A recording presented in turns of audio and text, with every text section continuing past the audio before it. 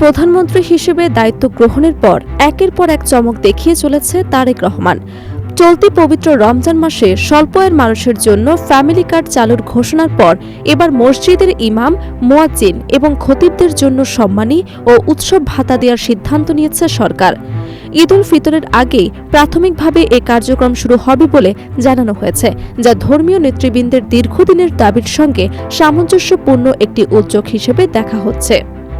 সরকারি সূত্র জানায়, প্রধানমন্ত্রীর সভাপতিত্বে অনুষ্ঠিত এক বৈঠকে এই সিদ্ধান্ত নেওয়া হয়। নির্বাচনের আগে দেয়া অঙ্গীকার বাস্তবায়নের অংশ হিসেবেই এই পদক্ষেপ নেওয়া হয়েছে। সংশ্লিষ্টরা বলছেন, রমজান মাস রহমত, মাগফিরাত ও নাজাতের মাস। এই মাস শেষে মুসলমানদের সবচেয়ে ধর্মীয় উৎসব পবিত্র ঈদ উল ফিতর উদযাপিত হয়। আর সেই উৎসবের আগেই ইমাম, মুয়াজ্জিম, খতিব ও ধর্মগুরুদের হাতে সম্মানী পৌঁছে দিতে চায় সরকার। তবে কত টাকা সম্মানী দেয়া হবে সে বিষয়ে এখনো চূড়ান্ত সিদ্ধান্ত হয়নি। সরকার জানিয়েছে, আন্তঃ মন্ত্রণালয় বৈঠকের মাধ্যমে ভাতার পরিমাণ নির্ধারণ করা হবে।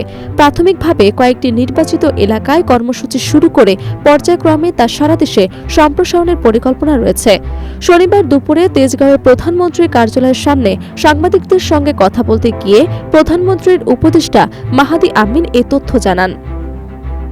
উপদেষ্টা বলেন, প্রধানমন্ত্রীর নির্দেশে সিদ্ধান্ত হয়েছে, ঈদের আগেই প্রস্তুতি সম্পন্ন করে কিছু এলাকায় ইমাম, খতিব ও মুয়াজ্জিনদের সম্মানী প্রদান শুরু করা হবে। তিনি আরও জানান, এটি হবে একটি কাঠামোগত এবং স্থায়ী কর্মসূচি, যাতে ভবিষ্যতে নিয়মিত ভাতা দেওয়ার ব্যবস্থা গড়ে তোলা যায়।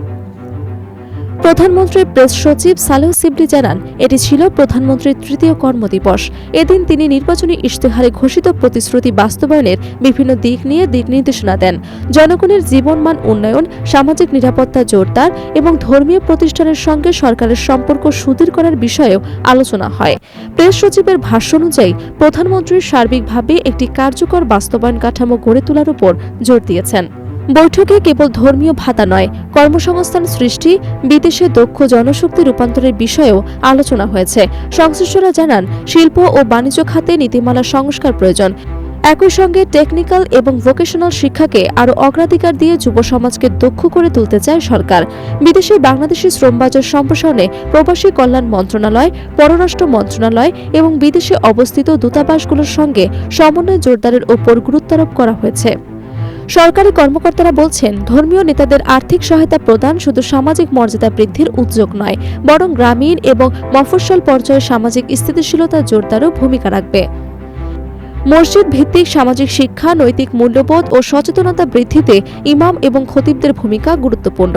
ফলে তাদের আর্থিক নিরাপত্তা নিশ্চিত করা রাষ্ট্রের দায়িত্বের অংশ বলেই মনে করছে সরকার।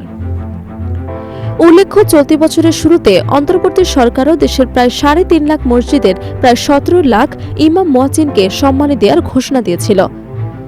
তখন মসজিদের খাদেমদেরও এই ভাতার আওতায় আনার কথা বলা হয়। তবে এই উদ্যোগ পুরোপুরি বাস্তবায়ন হয়নি বলে বিভিন্ন মহলেও আলোচনা রয়েছে। নতুন সরকার সেই প্রক্রিয়াকে আরও সুসংগঠিত এবং কার্যকর রূপ দিতে চায় বলে সংশ্লিষ্ট সূত্রে জানা গেছে। প্রধানমন্ত্রীর অতিরিক্ত প্রেস সচিব আতিকুর রহমান রুমন সহ প্রধানমন্ত্রীর কার্যালয়ের ঊর্ধ্বতন কর্মকর্তারা এ সময় উপস্থিত ছিলেন। সরকারের এই সিদ্ধান্তকে অনেকে ইতিবাচক পদক্ষেপ হিসেবে দেখছেন। তবে ভাতার পরিমাণ, তহবিলের উৎস এবং বাস্তবায়ন প্রক্রিয়া নিয়ে এখনো স্পষ্ট ব্যাখ্যা না আসায় কিছু প্রশ্ন রয়েই যায়।